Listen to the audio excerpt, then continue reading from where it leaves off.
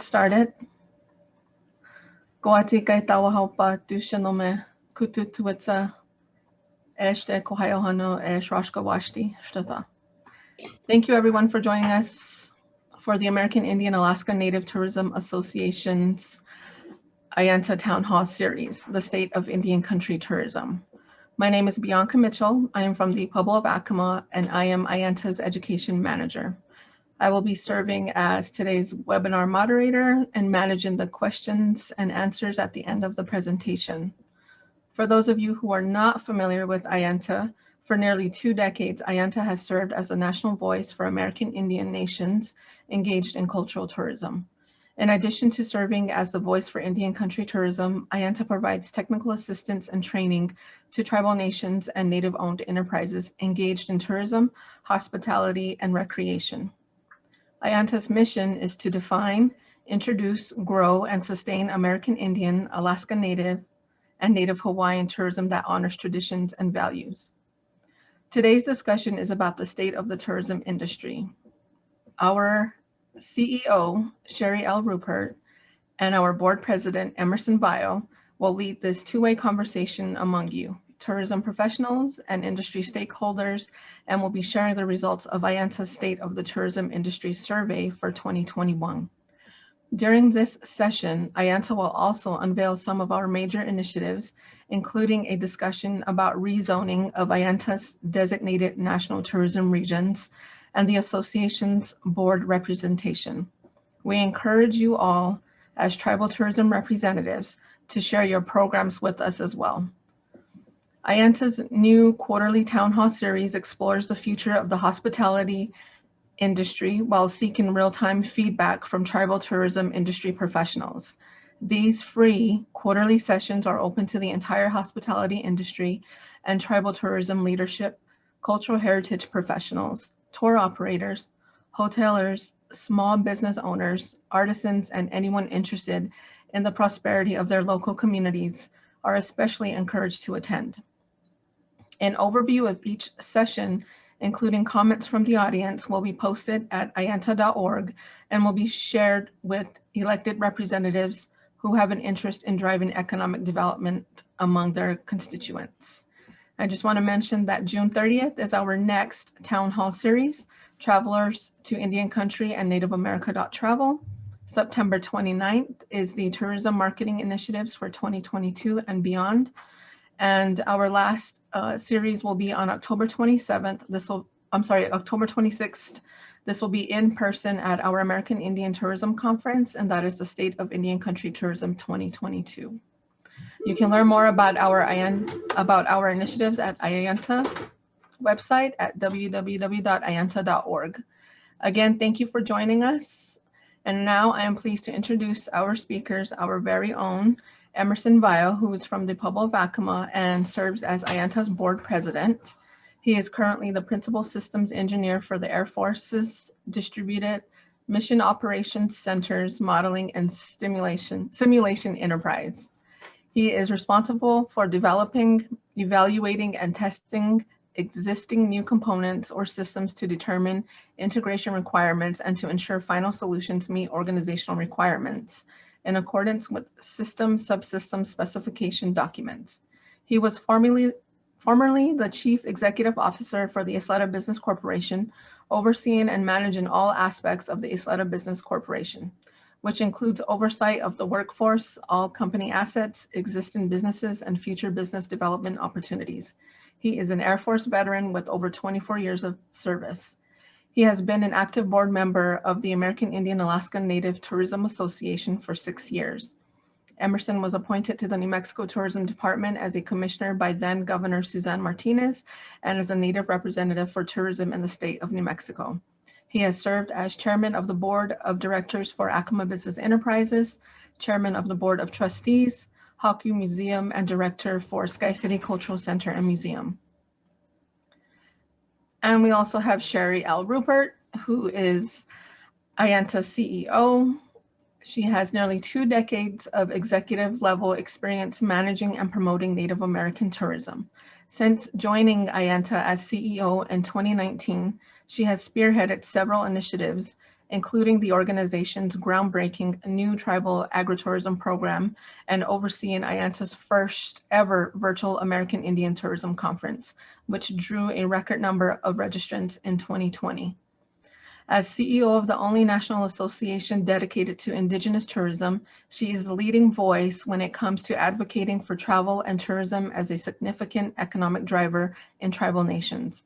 Among her responsibilities, she curates a robust educational program for tribes and Indigenous-owned hospitality enterprises around the country. Prior to assuming the role of CEO, she was president of AIANTA's board of directors since 2010. During that time, she was instrumental in working with Congress to pass the Native American Tourism and Improving Visitor Experience, the NATIVE Act. Rupert was formerly the executive director of the State of Nevada Indian Commission, where she reported directly to the governor of Nevada to serve as a liaison to the state's 27 tribes, bands, and colonies. During her tenure, she developed the Nevada Indian Territory Initiative and won awards and allocates for her work in preserving the site of the Stewart Indian School as a museum and cultural center. And at this time, Sherry and Emerson, thank you. Thank you, Bianca, for the introduction, and welcome to AIANTA's webinar. Sherry Rupert, along with myself, we do the presentation as Bianca mentioned. And I would like to welcome everyone that's here virtually, and thank you all for being here today. I think the information you will receive will be useful and kind of eye-opening in some cases. This last year has been very tough for our industry, as we all know, due to COVID. And we wanted to be able to capture that data from you to use that information to inform Congress and Biden administration. So our staff and we sent out our State of Indian Country Tourism Survey over a month ago. And here today, we are to share those results with you, excuse me. We will also be sharing these results with the Senate Committee on Indian Affairs on May 12th. They will be holding a hearing on the effects of COVID-19 on Native tourism economies. So let's get started. Next slide. First question was, in the past 12 months, how has tourism visitation changed in your region? There was 77% of respondents felt that tourism was weakened greatly in their region in this past year, and that's pretty understandable. And 5% believe tourism has improved greatly. How that improvement was or what it was, if you are one of those 5%ers, you can share that in chat here on the webinar. And other information that may be useful, you can also share that, and we'll share that to the whole audience as we go along. Next slide. Question 2, in 2021, do you expect tourism revenues to increase or decrease? 48% of respondents feel that tourism revenues will increase slightly in 2021. I believe that once everything opens up and gets to semi-normalcy, this will be true. And we're all really hoping that this comes about pretty quickly. 20% of respondents felt that tourism revenues will increase greatly in 2021, which is good news as well. We're all looking forward to that. And more than half of respondents believe tourism will improve overall this year. As you can see in some of the graphs there, the percentages for different responses. Next slide. Question 3 was, if anticipating an increase, to what do you attribute that growth? Nearly 1/3 of respondents feel increased marketing efforts will help grow tourism this year. And I believe that's very true. We really need to market our enterprises, our entities that have tourism, and those tribes that do have tourism really need to put forth that marketing effort, because some may have lost interest in native country tourism, agritourism, or whatever it may be. So the more we market our enterprises, the more visitation we should be seeing. And also a 13% increased political support would also help in that realm as well. So state level, tribal level, at all levels, we're hoping to see that support from those agencies as well. Next. Question 3 was, if anticipating an increase, to what do you attribute the growth? Other. Overwhelmingly, other respondents indicated the availability of COVID vaccines and the lessening of travel restrictions would help improve travel this year. And we're all hoping that occurs quickly, hopefully. And if you haven't been vaccinated, please get a vaccine, as that will help really improve the opening of entities across our country, especially Indian country. Some of the responses were RV travel is a safe way to travel. More people wanting to travel to open spaces. Mask travel mandates are loosening. Opening of reservations to allow non-natives into the area.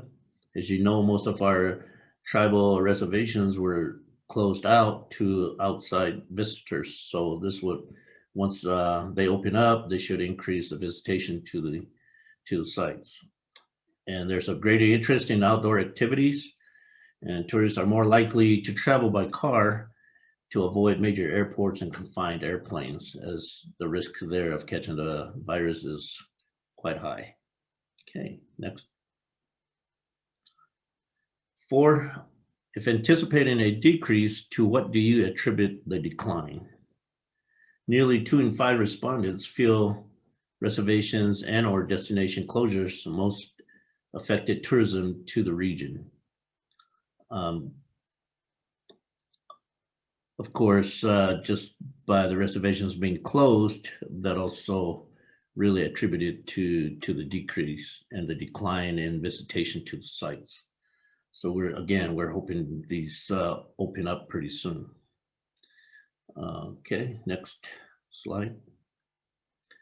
Question 4, if anticipating a decrease, to what do you attribute the decline? Other responses were, people are still scared to travel, but they are interested as well. And I think most people that are willing to travel are still very cautious. So they're kind of limiting their travel to certain destinations where it may be just an open park, national park or something like that, where they're out in the open air. Fear of travel and stopping at rural sites. Yes, I'm sure they're bypassing a lot of entities. COVID closures, travel restrictions. Again, most tribes have pretty strict rules on entering their tribal areas and tribal sites. And fear about clients to come to reservation lands, and that's part of that. Cancellation of cruise ship seasons. This is probably really huge decline in visitation and travel up in the Alaska area that have those cruise ships that go out of their ports. Local jurisdictions closing borders to non-essential travel. And that's pretty much across Indian country, I believe. Okay, next. Question 5. What effects has your tribal tourism enterprise experienced as a result of the COVID-19 pandemic? Well, nearly 1 in 4 respondents had to temporarily close their businesses during the COVID-19 pandemic. That's quite a bit. And of course, this really affected not only their income, but also the visitation to their enterprises across the country for tribal entities that have casinos, cultural sites, tour operations, everything really that the COVID did have unfortunately a negative effect on everything. Okay. And number 6, question 6 is, if your tourism business or tribal land close to the general public, when did you or do you expect to reopen? I'm sure there's quite a few entities out there that are already opening or have been open throughout the whole pandemic. However, most tribal entities are still closed, so it's probably up to the tribes when they feel safe enough to open up. And from our respondents, nearly 1 in 4 expected to reopen their business in 2 to 3 months. And nearly 1/3 of businesses have already reopened. Again, it's mainly probably up to tribal entities as to when they would deem it safe to reopen. Okay. Question 7. When do you expect your tourism economy to begin to recover? Respondents are divided on this when they believe the tourism economy will begin to recover. Nearly 19% believe it will take less than 3 months. Others say it may take a whole year, maybe others more than a year. So it all depends on when you open and how quickly you rebound from the closures. And again, I think marketing, it will be very important in order to recover as quickly as possible. Okay, question 8. When compared to 2019 pre-pandemic, do you expect this year's tourism marketing budget to decrease or increase? 1/3 of respondents believe their tourism marketing budgets will shrink this year. Only 20% expect to see an increase in their tourism marketing budget. And that's unfortunate. I think entities across the country and in Indian country should really look at this and pump more dollars into their marketing efforts. As some states, like for example, here in the state of New Mexico, our New Mexico Tourism Department is really beefing up the marketing effort to draw more tourists into the state of New Mexico. So it's very important that I think tribes take a good look at this so that they can bring more visitation to their entities. Question 9. When considering post-pandemic recovery, what do you expect to be your most pressing tourism challenges?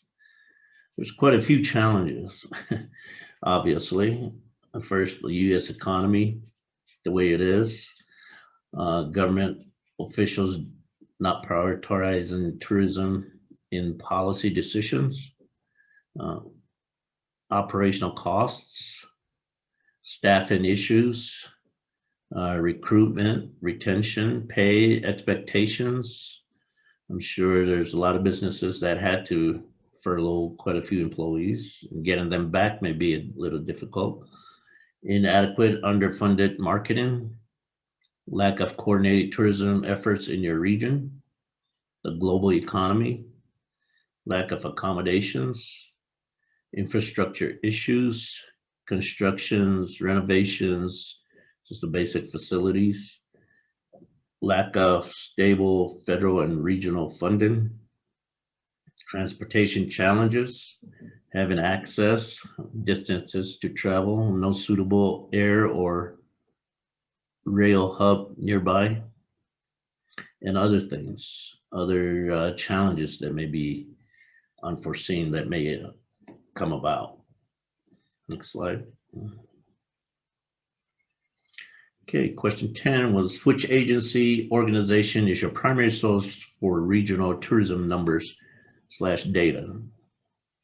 Half of our respondents rely upon their state tourism office or their local CVB for tourism numbers and data. And nearly 1 in 6 respondents don't track tourism numbers and or data. And this probably is kind of true for most Indian nations. There may be some that do track how many visitors they get to their entities. So it's important also to track this. It may be something that if you're not tracking currently, is something you may want to do for your information. And it could be very helpful. And it also help you in who you would target for marketing purposes. Okay. Question 11 is, if you market internationally, what are your top inbound markets? And here are some of the top international markets that are looked at. Canada being pretty high, Germany, United Kingdom, other nations, Italy, Mexico, and China. And we're hoping to see these graphs go up as the years go on and from here on out to really boost our tourism efforts here. Next. Question 12. Do you expect visitation to decrease or increase? Some didn't know. Some said it'll decrease. International visitors may stay the same for some, may increase. Of course, we're always hoping that it'll increase across the board, both international visitors, domestic visitors, and regional visitors. It's interesting, domestic visitation, a lot said it may stay the same. But of course, we've got to think positively. So we're hoping to see that increase as well, along with the regional visitations. Okay, next. Does your business normally operate year-round? Nearly 70% of respondents operate year-round. That's quite a bit. That's quite a few entities that do operate year-round, which is good. And then 31% said no. They're on probably a maybe semi-annual basis or what have you, due to weather or other things. But that's a big majority that operate year-round. Okay, next. Question 14 was employment. Number of employees entities had. The respondents responded by saying some had 1 to 3 employees for full-time, 4 to 5 employees, 6 to 10 employees, more than 10 employees, not available. So it varies, full-time, part-time, seasonal. Some maybe those that operate not yearly, year-round have seasonal employees more than the entities that operate year-round. So it varies across the spectrum. Okay, next slide. Do you expect to increase the number of tourism employees this year? 65% of the respondents do not expect to increase the number of tourism employees this year. 1/3 of the respondents will increase the number of tourism employees this year. And this could be due to the fact that they were shut down and maybe they are ramping back up slowly and they're not increasing their employees. But of course, we all hope to increase employment for our tribal members in our enterprises. So that's probably one thing that we want to work towards. Okay, next question. Okay, that was it. And hopefully some of this information you could take and use it to your benefit and take a look at the respondents and the percentages, and you can calculate for your own entity how you could increase visitation to your site via marketing or via word of mouth or whatever you can do to increase the visitations to your entity. So now I'd like to hand you over to our Chief Executive Officer, Ms. Sherry Rupert, who will cover the region redistribution. Sherry?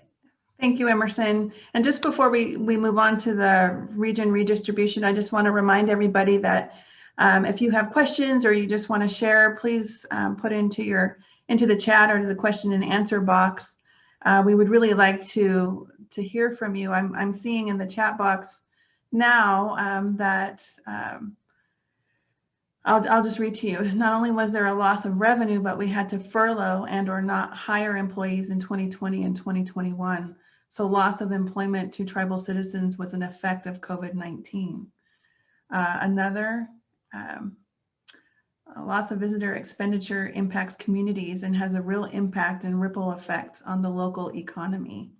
And so we'd really like to hear from you how COVID-19 has affected you as well. You know, we use all of this information throughout the year And as Emerson mentioned, we're going to be participating in the hearing on how COVID-19 has affected tribal tourism economies. And so this is really important information to share. Melvin shares that they're still closed. That's the Pueblo of Acoma for visitation, and we have not determined as to when we may reopen. As Emerson mentioned, it's a decision that is to be made from our own tribal entity and involves business management, tribal, and spiritual leaderships when we feel it is safe to do so to allow visitors. So keep those coming. We're gonna take all that into consideration and use that as we move forward. So on to the region redistribution. Thank you, Emerson, for sharing the data that came out of our survey. We've been thinking at AIANTA for a long while about your board representatives and how they can best represent your regions. The regions are large and representation has been challenging. So what we're proposing to do is to more evenly distribute the representation across the regions. And in the process, create a few new regions, which we're going to go through in the next few slides. AIANTA currently has 6 regions, with each region having 2 representatives, and then we have 2 at-large representatives who have a national focus. These regional representatives are very important as they not only bring their knowledge of tourism and hospitality, but their cultural knowledge and the knowledge of their region. They strategically steer the direction of this organization and bring a voice to their region's needs and challenges. So, all very important to you and your region, and one of the main reasons we wanted to chat with you today. And just point out here, these are all the current board representatives with all of their regions underneath them. So this is our current tribal regions map. So looking at this, Alaska is its own region currently, 1 state, 230 tribes in that state, and currently has 2 board representatives. The Eastern region has 28 tribes across 23 states with 2 board reps. The Midwest region has 33 tribes across 8 states with 2 representatives. The Pacific region has 147 tribes across 5 states with 2 representatives. The Plains region has 57 tribes over 8 states with 2 representatives. And the Southwest region has 80 tribes over 5 states with 2 representatives. And then we currently have 2 at-large representatives, which are represent the entire nation, and 2 of those. And so add that all together and we have 14 right now. So keep this in mind as we move forward to the next slide. So we're going to go over a few options today. This is version 1. This looks a lot different than our current tribal regions map you just saw. As I mentioned, we currently have just 6 regions, and this version would move to 16 regions with 1 representative for each region. We would essentially divide the Eastern region into 2 regions, the Northeast and the Southeast. The Northeast region, up in yellow, would include Connecticut, Delaware, the District of Columbia, not quite a state yet, but included, Kentucky, Ohio, Maine, Maryland, Massachusetts, New York, New Jersey, New Hampshire, Ohio, Pennsylvania, Rhode Island, Vermont, Virginia, and West Virginia. The Southeast region would now include Alabama, Arkansas, Florida, Georgia, Louisiana, Mississippi, North Carolina, South Carolina, and Tennessee. The third region would be the Midwest region, Michigan, Minnesota, and Wisconsin. And so you can see, in this, the table here on the slide, how we're trying to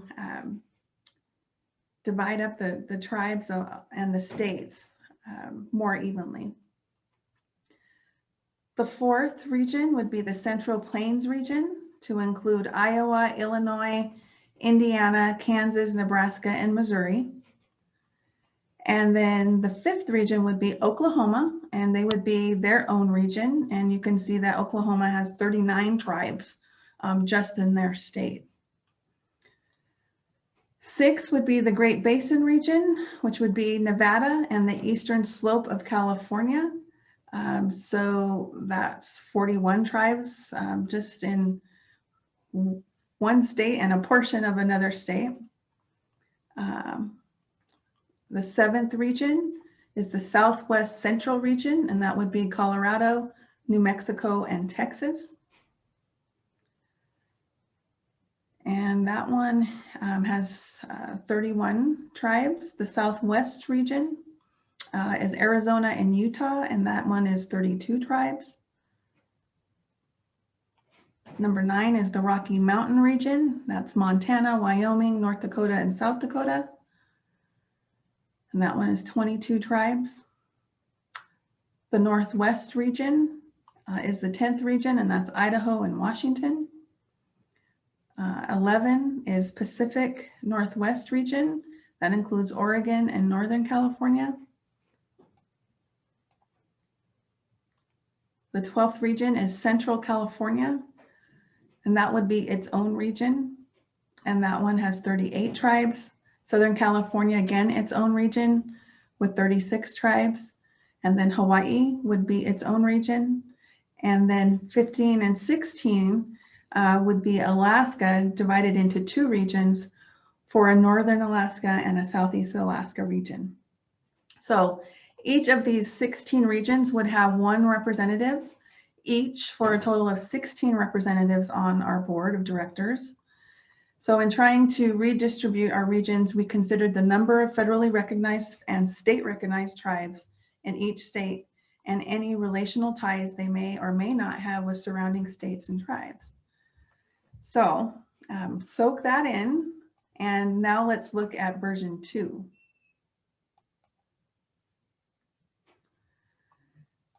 So in this version, this one has 15 regions with 1 representative for each region. So the Northeast would stay the same as the last version. So would the Southeast region. Midwest would stay the same with Minnesota, Michigan, and Wisconsin. The Central Plains region would stay the same as well. The Great Basin region would stay the same. The Southwest region, though, looks a little different. In this version, it is Arizona, Colorado, New Mexico, and Utah. And then the Southern Plains now includes Texas with Oklahoma. In the last version, it was just an Oklahoma region. Rocky Mountain region stays the same. Northwest region stays the same. Pacific Northwest, Central California, Southern California, Hawaii, and Alaska. Northern Alaska and Southeast Alaska would also stay the same. So each of these 15 regions would have 1 representative, each for a total of 15 representatives on the board. With these smaller, more manageable regions, we anticipate a more focused approach to outreach by our board regional representatives, allowing our board to be more representative of our diverse American Indian, Alaska Native, and Native Hawaiian tourism and hospitality. They'll be able to interact more with members and better be able to manage their regions. So that's it for our proposals for the AIANTA region redistribution, and I would love to hear any feedback from you in the chat or the question and answer boxes. It's really important for us to get feedback from you. That's one of the reasons why we put this town hall together, was so we could hear from you.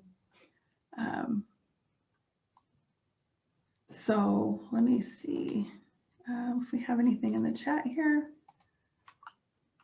Let's see.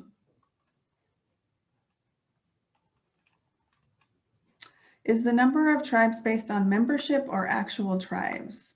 So the number of tribes is based on the number of federally recognized tribes and the number of state tribes within that state.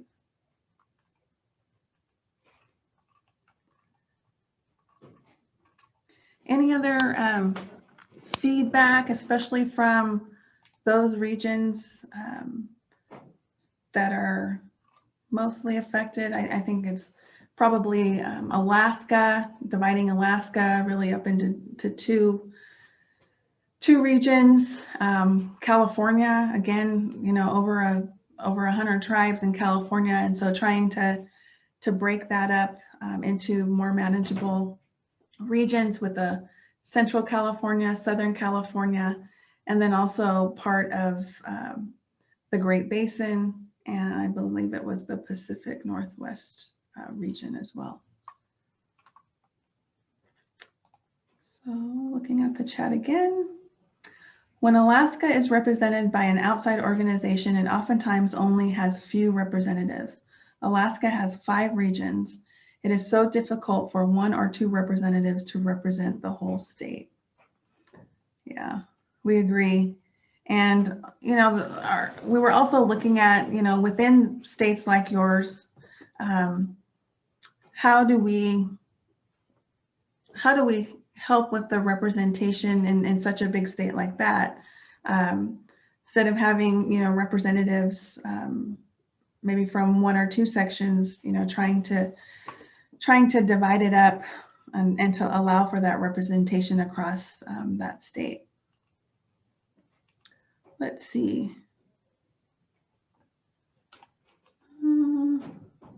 Deborah also asks, is it the goal to have representation equity within the regions? Yeah, that's exactly what we were trying to do. Initially, we had, you know, just the 6 regions, and now we've more than doubled that to try to get that representation. Was the division by land or population? I believe it was more by the tribes and the population within those tribes.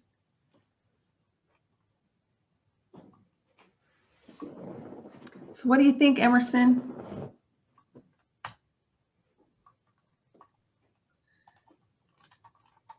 Yeah, I think as far as representation goes for these regions, with the increase and the way it's broken out, we'll have a lot more representation, and also hopefully to get more of the tribes to sign up and be part of the membership with AIANTA, and bring more ideas for us to look at and what we can to push forward to the federal level and legislatively.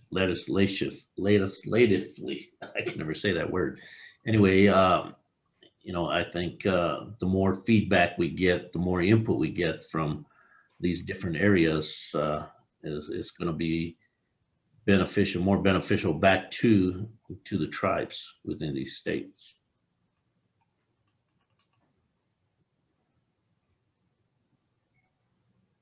There's a few more comments there, Sherry. Yeah, looking at those. Let's see. Camille says, Alaska is also challenged with transportation for outreach. It makes sense to divide it out. Hopefully, as tourism grows in Alaska, I could see 5 regional reps. And that's kind of what we were looking at too, as far as Alaska, where we saw activity and participation by the tribes up there. And really, most of it was in Southeast Alaska, and then we had a few up in the northern part of Alaska. And so I mean, I agree with Camille. I think as tourism grows in Alaska, then we could see the increase of the regional reps up there. And I think that probably answers Patricia Alexander's comment as well. Rachel says the thought behind Alaska is by city population and the fact that our capital is in the Southeast, so we considered it important to have 1 representative in Southeast. If our members have other suggestions, please let us know. Our challenges are logistics for getting out to such a huge land area. Mario says we are in the Southwest region and proposal 1 has 31 tribes. Let's look back. for the Southwest region. Southwest region has 32 and proposal 2 has 60, right? So is proposal 2 manageable with 60? So I'll leave that to Emerson. Emerson is currently one of the Southwest region representatives. I'm sorry, I was reading another comment here. The person is asking if 60 tribes within proposal 2, which is up right now, Utah, Colorado, Arizona, and New Mexico, if that is doable as far as representation and outreach to those tribes. I believe so. It's most of these tribes are kind of isolated in some cases, but the more we do the outreach with our outreach person, I believe we can still manage the number of tribes there in the Southwest, and having that outreach person in place would really be helpful. The comment I was reading from Hyde Herman is maybe there could be an advisory board advising our representatives in Alaska, but who would fund that? Mm-hmm. A good question. I think that's a good thought too, is to have an advisory board for those that are really out there in Alaska that aren't, close to a metropolitan area, to have the input back to their representatives in some way, so that again, they're being representative in their areas. Okay, it would be good to have 2 reps in the Southwest region because there is 60, Prudy says. James said, speaking to the Southwest change, I am happy to see Utah, Colorado continuing to stay connected to Arizona and New Mexico. Many tribes in Arizona and New Mexico have historical ties to those states. Mesa Verde and Bears Ears are 2 great examples of this. Yes, and we wanted to definitely take that into consideration when we were looking at this, those tribes that have those relational ties and work with each other as well. And then Camille asks, would there still be at-large? I missed that maybe, and how many at-large? There aren't at-large included right now, but that's not to say that we couldn't include those. We were just mainly talking about the regions.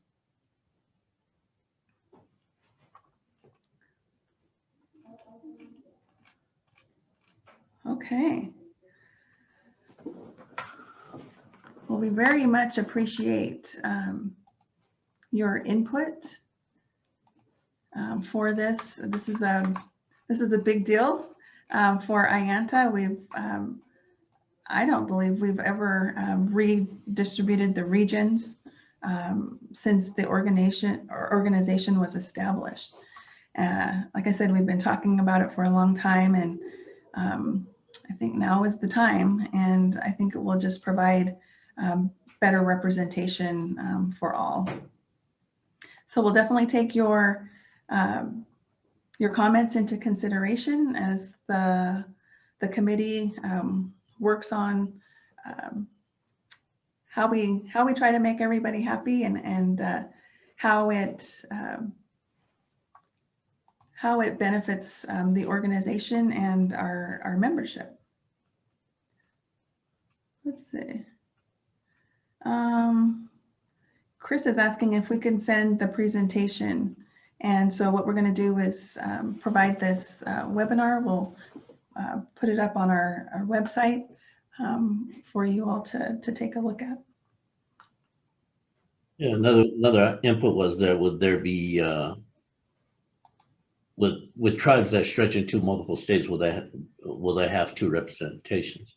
It's something we would be considering and discussing as we go through this process here on this redistribution of the areas. It is a challenge on how can we get full representation for all the tribes that are in these states. how do we go about it? Do we add more personnel? Do it, etc. So it's a lot of discussions to be had. But we really do appreciate the input and the feedback, because that's really needed. That helps us in determine which route we go. Let's see. Does IANTA have the people capacity within the organization to split into many regions? So this doesn't really affect the capacity of the organization. These are the board members. And so we would hope that, once we have these new regions, that there would be people within the regions that would be interested in participating. I think that's how it would affect the organization. Melvin, thank you both for the valuable information. Marceau, thank you, IANTA, for your support. Hope to see you all in October at Fort McDowell for the IANTA conference. And thank you, Melvin, for talking about the conference, because that's one of the last things I wanted to mention before we close out. And I know we have a few more minutes if people have some more comments and clarifications that they'd like. But our tourism conference is coming up, our 23rd annual in Fort McDowell in Arizona at the Wekapa Casino Resort. I don't know if you know, but they have a brand new casino there. And so we're really excited to get there. It takes place October 25th through the 28th. We're going to have a charity golf tournament. We have already, I believe, 3 mobile workshops available for you. And those are my favorite for the conference, because we get to get out, we get to experience the local native culture and get to see everything that they have available. Excellence in Tourism Industry Awards Gala and Silent Auction. We have that every year, but this year we're moving it. We're moving it to the last evening, hoping that people will stay and participate and celebrate in the excellent winners that we have for this year. We award in 4 different categories: Tribal Destination of the Year, Best Cultural Heritage Experience, Excellence in Customer Service, and the Industry Professional Award. We do have a call out for speakers. Just a few more days left. That deadline is April 30th. If you wanted to share what you're doing out there in Indian country, if you feel like that would be helpful for others out there that might be just starting out or may just want to get to that next level, we would really appreciate that. And then we also have sponsorship opportunities. We have our sponsor prospectus right here, and it's a great opportunity to support the organization and also to market yourself. So let's see. Sherry, I'd just like to add one more thing. There was a couple questions that were asked. How many people or organizations responded to the survey? Was there representation from each region represented? How many of the 573 tribes responded to the survey? I believe Monica might be researching this and collecting the data. So I would think this information will go out when the... What we're going to do, Emerson, is based on the data that we received, we put out a report, okay, and that will be included in the report. Excellent. Let's see.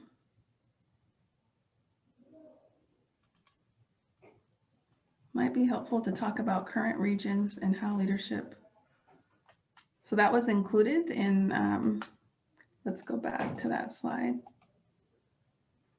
These are the current regions, and I wasn't here when IANTA was set up, but from my understanding, it was to kind of coincide with the Bureau of Indian Affairs, the way they set up the regions.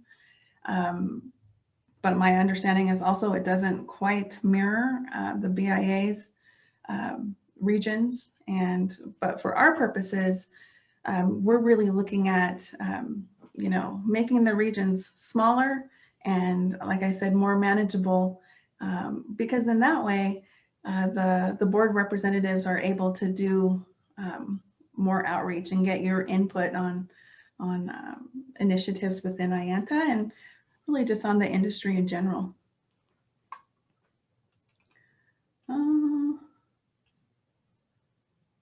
Wow, Melvin, thank you. On behalf of the Sky City Cultural Center and Haku Museum, a traditional handmade pottery will be donated for the conference. Silent auction. Oh, and Monica says we kept survey responses anonymous, so don't know by region, but the other info will be in the report. David says, have we thought about attaching NB? NB. Maybe Nebraska. Oh, NE, Nebraska to South Dakota, Kansas, and Missouri, to Kansas and Missouri, to Oklahoma and Texas. So similar to the way that we have it now, then break Southwest into 2 regions possibly, which we have done in one of the other. There in this version 1, we broke out Utah and Arizona into 1 region, and Colorado and New Mexico with Texas.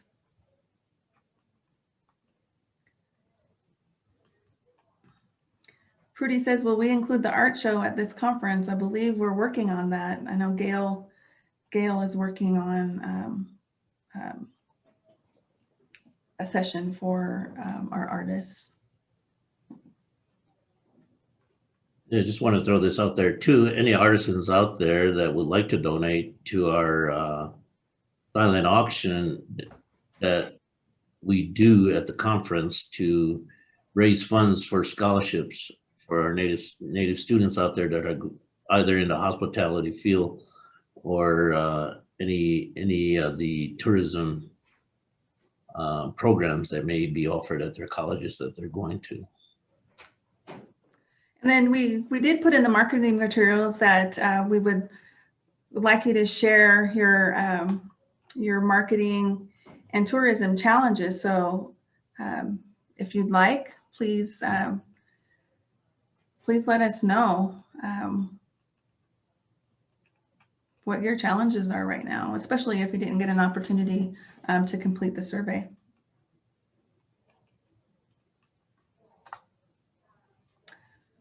So this is Camille. She says, Alaska is conducting a first of its kind economic impact study for Alaska Native tribes.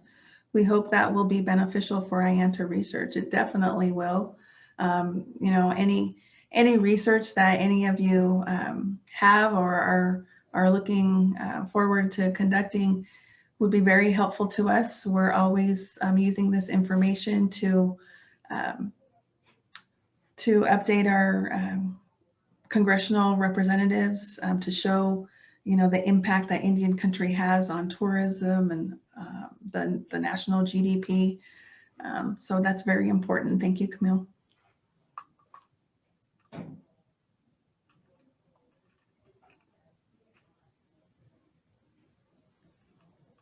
And I think any other comments that you all have out there, if you would share that with AIANTA, that helps us also build some of our programming, and in return, you know, we'll put up webinars to give more thought and ideas to the membership and to native country. Excuse me.